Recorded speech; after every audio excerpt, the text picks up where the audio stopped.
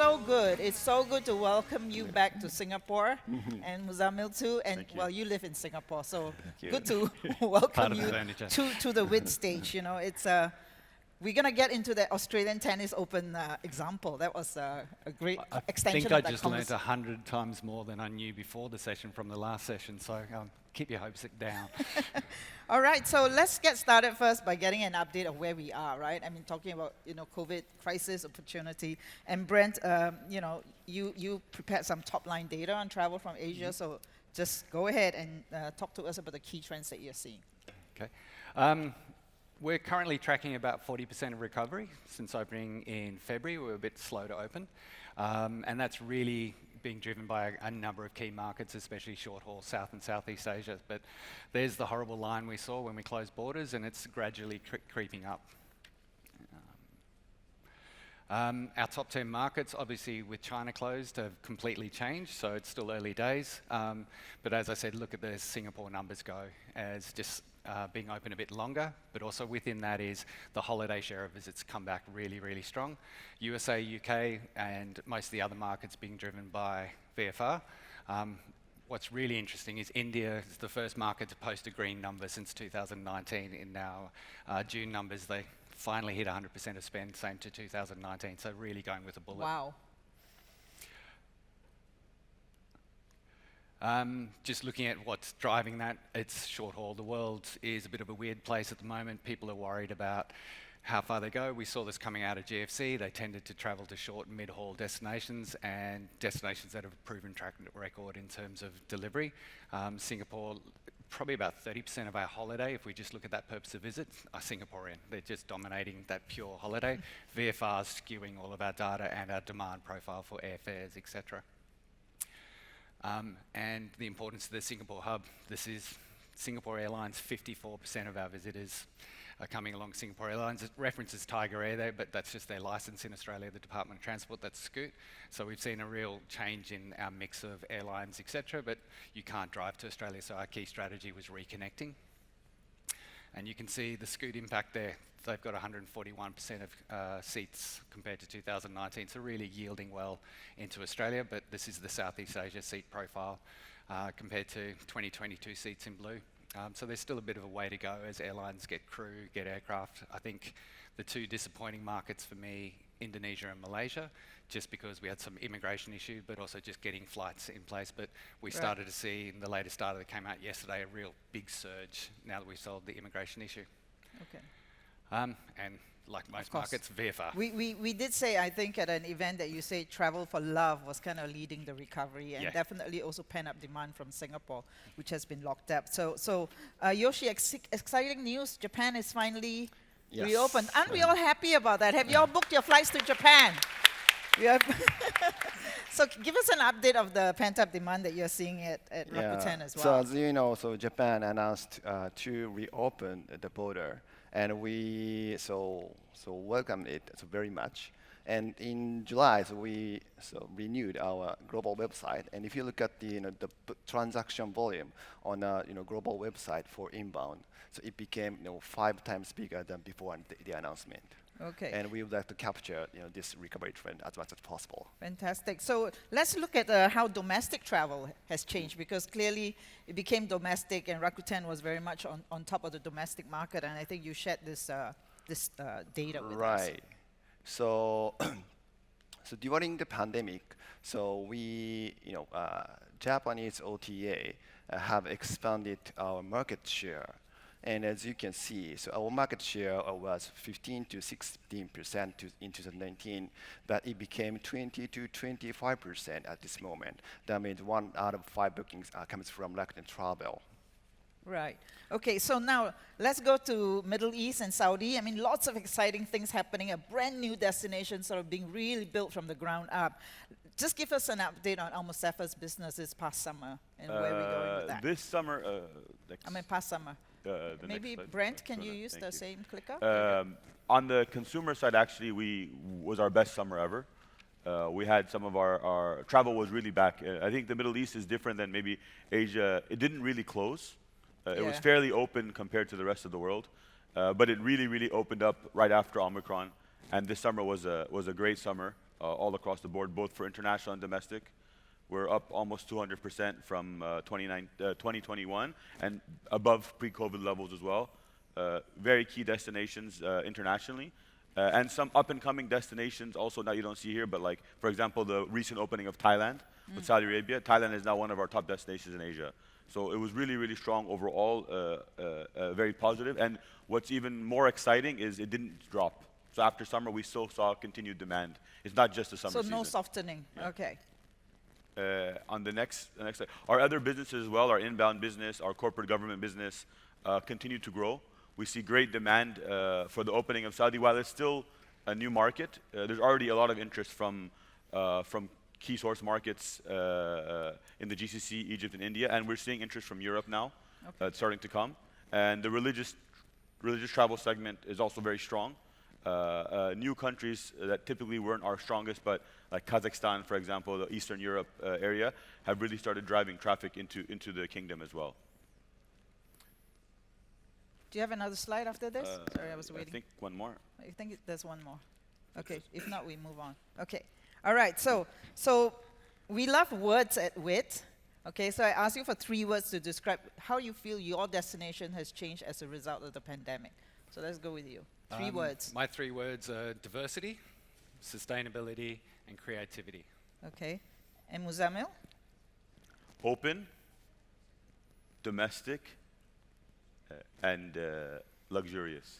Okay, and Yoshi? Yeah, supply gap and luxury, supply gap. Supply gap, Supply okay. gap and luxury and shift to online. Luxury and safety online? Shift to online, shift to online. Okay, shift to online, okay. All right, so let's now talk about how pandemic has changed your thinking on, how you're marketing Australia, given those 3 words of diversity, sustainability, and creativity. I think for us it was just that whole diverse offering of what an Australian holiday has. We're well known in this part of the world, but globally as well, and extending that message. Sustainability has become a core driver of our product development, and actually the Australian domestic market, while it couldn't travel overseas, really accelerated that, especially in areas of Indigenous, First Nations people, and products working with local Indigenous communities to expand their offering. And then that creativity of just finding new ways to bring a message and tell a story. A lot of creativity stems from that collaboration. So I was actually surprised when I finally could go back to Australia just how the whole product offering had improved so much after 2 years. I was a bit worried, did we get stagnant? But there's a nice new story for us to tell. Yeah, I'm sure it changed across all destinations. I think Japan saw an explosion in creativity of products as well as in Singapore, and I'm sure it did in Saudi as well. But how has the pandemic changed Rakuten's thinking on how it wants to approach inbound, which pre-pandemic was more in the hands of the global OTAs, right? And so now that inbound travel is coming back, I mean, how are you going to fend off the competition from the global OTAs? Yeah, I think the key is to secure a good inventory to compete. And as I mentioned, so we have been expanding our market share in Japan. And also, we have tightened the relationship with hotel and other suppliers. And by utilizing this situation, the relationship, so the power to secure the inventory increased a lot. And I would like to utilize this inventory power to compete with global OTAs. Right. So you've had time during the 2 years to really cement the relationships with the domestic supply. Okay, Muzzammil, your brand is about to launch a tours and activities marketplace for Saudi Arabia, 50-50 partnership with Klook, right? Correct. So tell us about that. And why did you feel that you had to go into a partnership and not do it yourself? I think we started our discussions with Klook over a year and a half ago. We saw a great team that had a very high interest in Saudi Arabia with a unique offering. We know tours and activities is very unique, difficult to crack in a digital space. And with the Klook, we came to a great relationship where we're leveraging the best of both companies, their technology, our understanding on the ground in Saudi, and our know-how and our brands together to give the best of a global and a local player. We're really excited. We're on track to launch at the early Q1. And it's really going to transform the activity marketplace in Saudi. Today, it's very, very offline. A lot of it's done on WhatsApp, on Instagram. There's no central place to actually book and scale. And we know as Saudi Arabia opens up for international tourists, they need to know easy, seamless access to one place to go. Okay. And we'll provide that both locally and internationally through both partners. Okay. So again, if you have questions, 96924989. Okay, so let's go to one key traveler trend. I mean, we heard this morning from Google, TikTok about traveler trends that are emerging. Talk about one key traveler trend that you're really exciting about that holds great promise for your destination. We begin with you. So I think the shift to cashless payment, yeah, has been progressing in Japan in the travel industry as well. And before the pandemic, in fact, so Japan is not advanced country, so in terms of cashless payment. So and the pandemic has expanded the cashless payment, contactless payment in Japan in the travel industry. So, and not only credit card, but also QR code has been increasing rapidly. And QR code payment method in Japan is very unique. There are a lot of unique players in Japan, like PayPay or Rakuten Pay and LINE Pay, and so on. And you can see the QR code payment everywhere in the travel industry. Right, and so that gives you the ability to get travelers to spend more, because it was never that easy to spend in Japan, even when we wanted to. And the QR code was actually invented in Japan. So what about for you, Muzzammil? Actually, I think the slide that didn't show actually WhatsApp. For us, we see significant embedded of WhatsApp into the entire trip.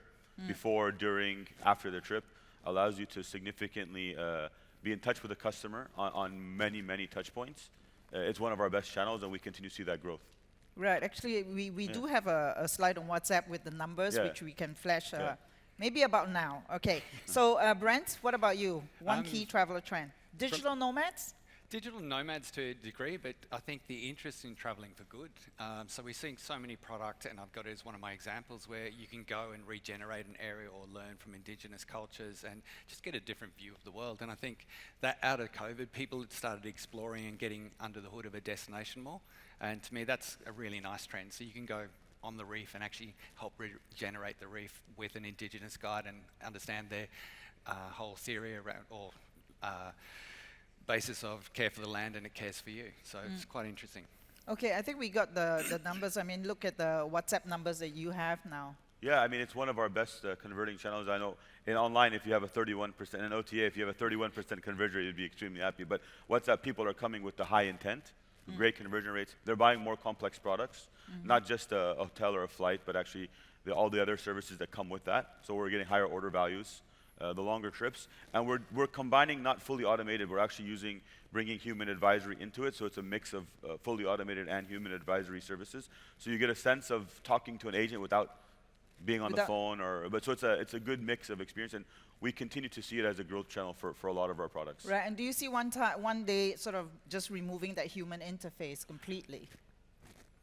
In Saudi market, no, not yet. We think there's so much advisory services that the customers are looking for. Not yet, but we continue to look for ways to automate as much as possible. Right. So, Yoshi, I mean, Japan is also a very big chat market, right, with LINE. I mean, do you see that kind of conversions on chat for you? No? We don't see that kind of trend in Japan. Interesting. All right, so I think, Brent, you wanted to show wildlife wonders as part of the key traveler trend that you were very excited about, right? This is where you see one breakout trend. I just think this epitomizes what's happened during COVID. So Lady Musgrave, that new pontoon, you can glamp on it overnight. You go and be a marine biologist for the day, plant coral, but you also do it with an indigenous guide and learn their spirituality and link to land. Wildlife Wonders is a not-for-profit, so all profits go into wildlife. It's on the Great Ocean Road, so just getting people out there and amongst nature. We saw this trend in Southeast Asia, really strong.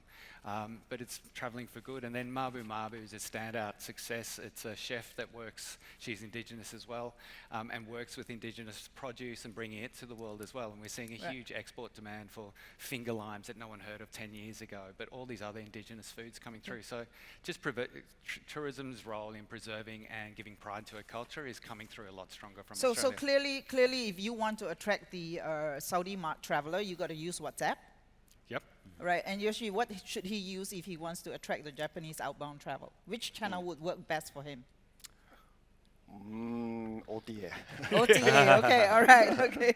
So let's stay with Rakuten Travel because you are part of a giant, marketplace, right? And you have access to Rakuten customers' loyalty program. So tell us how you're using that to your advantage to personalize, especially. Yes. We've been talking about that, but some people say personalization will only happen by 2030.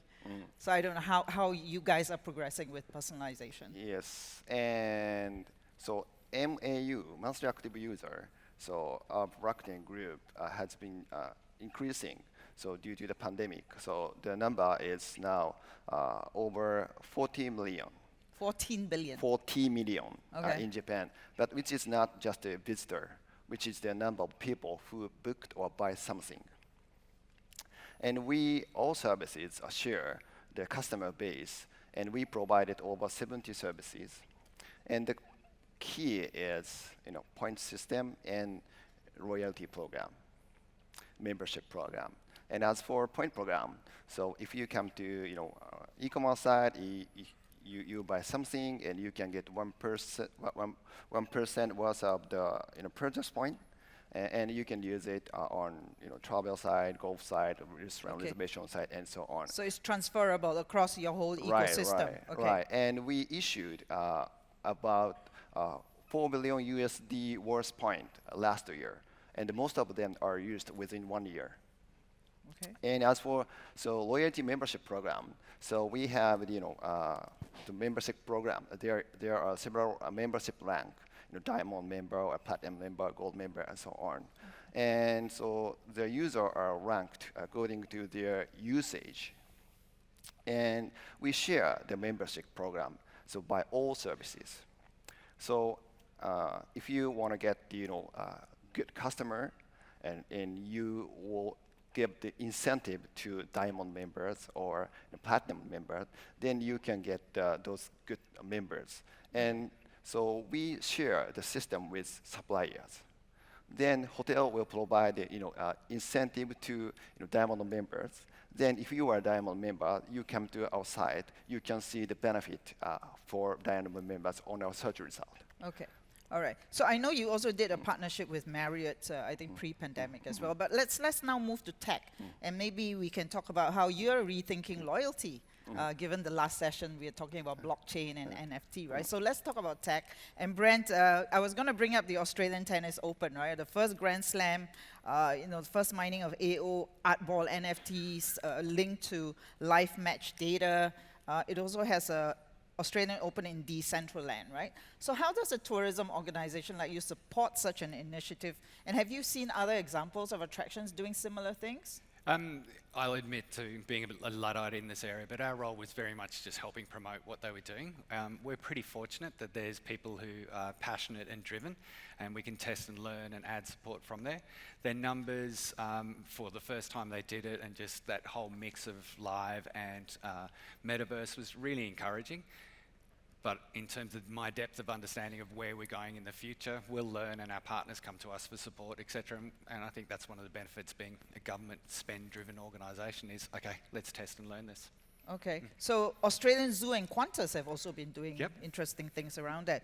And Muzzammil, I mean, you say, you talk about WhatsApp, right? But what other tech are you really excited about? We're excited about a lot of things we're doing for our local domestic market. So for example, we've done 3D films of our summer houses, guest homes, apartments, to really people immerse themselves in the experience before they book their property where they go visit. A second thing that we're looking at and we're excited about is the e-commerce and travel being such a big spender online. We still are trying to find the right way to crack the fintech space, either with a partner or with something. But I think that there's a key opportunity, given the amount of money that goes through the travel ecosystem, to really look at how to drive value from a fintech perspective. Okay, so financial services, you're looking at, microfinancing, things like this as well, to finance the trips. We're looking at a few things like that. All right. And Yoshi, everybody knows that Japan is the land of cool tech, right? Every science fiction writer bases their fiction in Japan. What new tech are you most excited about? So we are looking at green tech. Green tech. So we, Rakuten Group, aim to achieve carbon neutrality. So by the end of 2023, to achieve this goal, so we intend to build, power efficient data center with all services, and also, proactively use renewable energy. And on top of that, so we Rakuten Travel, so recommend sustainable hotels, so like using renewable energy or renewable amenity and so on. So you've come up with your own standards for sustainable travel, Yes. like what Booking.com has, and then Expedia. Everybody's coming up with their own standards. So you've come up with your own standards for. We set their own standard. Right. Yeah, to screen the hotels. Right. And do you find that the hotels are actually wanting to be doing that because they've not had a lot of business the last 2 years, so maybe they have other priorities? I mean, are they coming on board? So we gathered success cases from all hotels, and organize the method and provide the method to all hotels. Right. Okay. And Muzzammil, I mean, sustainability has come up at every conversation. How is Seera Group thinking? I mean, how is Almosafer thinking about it?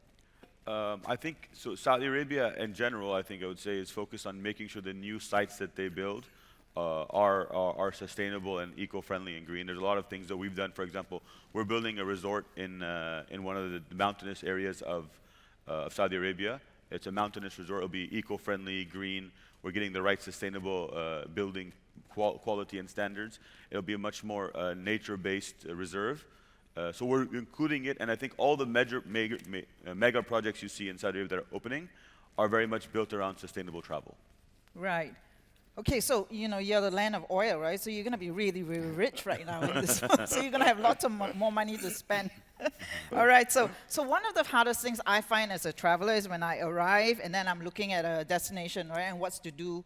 And I'm probably one of the more informed travelers, but I still find it quite difficult. I go to blogs, and all that. So how can the three of you work together or work with other partners to make it easier for me as a traveler to experience the best a destination has to offer when I land? So Brent, who are you working with? Are you working with anyone?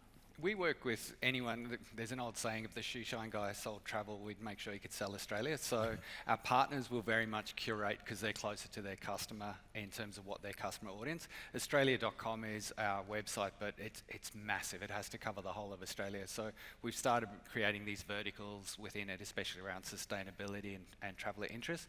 But a lot of it is getting our customers to make that decision choice smaller. Sorry, our partners to make that decision choice smaller for their customers, and we let them run with it. As long as they sell Australia, we're quite happy with that, and they'll test and learn. Okay, Muzzammil? I mean, so what we do is we have our own in-house content studio that allows us to take partner content, but also produce our own individual content. We send many of our own teams and travelers to actually destinations to really curate and experience destinations. We have our own, each of our destinations has a city guide, provide all the things to do for locally tailored for the Saudi traveler, and we incorporate that into our journey, both from an inspiration perspective, but also as an add-on to when they make their booking. So it's all for us about providing the information, like you said, and we work with various tourism boards and partners to get that information curated for them. Okay, so your own content studio and you're producing your own content. What's the biggest growing form of content right now? Short video. Short form content. Mm-hmm. Okay, seems to be a very universal trend. What about Rakuten?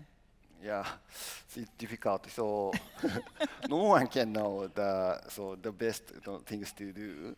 So no matter how much research you do, then I think the important thing is how much you enjoy. So the things you decided. So checking the user behavior. So especially Generation Z. So they, after decided the destination, they always check TikTok or Instagram stories and YouTube and so on to imagine the experience. And if you can understand the imagination in reality, so you can enjoy the destination the best.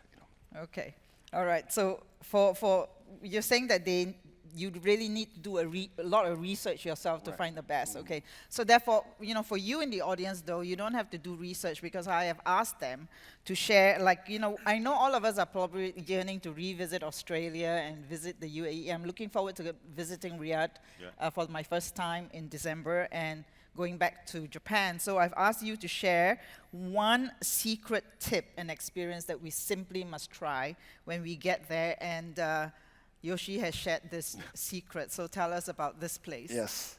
So Japan is currently experience a big sauna boom. So the photo shows sauna. And there are about 4,000 hotels with sauna on Rakuten Travel. And you can enjoy the sauna so when you come to Japan. And the process of the sauna in Japan is very unique. So there are 3 steps to take sauna, and to take a bath with cold water, and to take a rest. And we do 3 times. And then you can revitalize yourself. And you can make yourself relax and refresh and so on. Right. Well, we did hear from the Google study, like 58% of travelers in Asia especially were looking for wellness and relaxation. So I'm sure we will all be visiting this 4,000 saunas in Japan. So Brent, how about for you? Give us a secret tip. I still think the best thing I've ever done, and I got paid to do it, was go swimming with sea lions in Baird Bay. You're in shark-infested waters, and for 45 minutes, this one seal she was very graceful in the water. I wasn't, but it's still one of those magical experiences. She was putting her flippers and her nose against my mask, and then I just can't believe I actually got to do that. Okay. So And Muzzammil? I think when you come, you should go visit Alula. I think Alula is a magical place, a lot of history, new amazing properties that are opening up to really experience the nature and the history. Right. Is there any way that I can experience Alula in the metaverse before I actually get there? I don't think so. I think it's better to experience it physically first. All right. So one word, all right. What's exciting about the new world of destination marketing, Brent? I just think new consumer.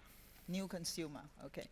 Muzzammil, what's exciting about the world of online travel in Middle East? It's, I would say it's the one word, consumer. The consumer is exciting. The same, okay, same, okay. And for Yoshi, what's exciting? Same. He was anticipating that. So thank you so much. Arigato, Thank you. Yoshi. Thank you. Thank you so much, Muzzammil. And thank you, Brent. Thank you.